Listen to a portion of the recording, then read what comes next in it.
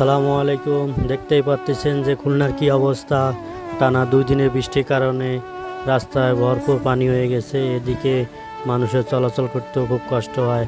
রাস্তাঘাটে ভরপুর পানি, কোথায় খাদ আছে বা কোথায় কি আছে বোঝাই মুশকিল হয়ে যায়।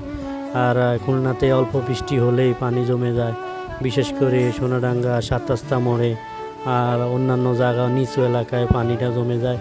এখন আমি যাচ্ছি সোনাডাঙ্গা বাস স্ট্যান্ডে, সেখানে পরিস্থিতি অবস্থা এই। আমারও সাইকেল চালাতে খুবই কষ্ট হচ্ছে, দেখতে পারতেছেন রাস্তায় অনেক পানি।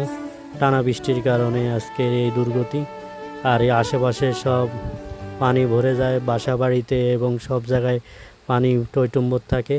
আর এখন আমি যাচ্ছি সোনাডাঙ্গা বাস স্ট্যান্ডে। ধন্যবাদ।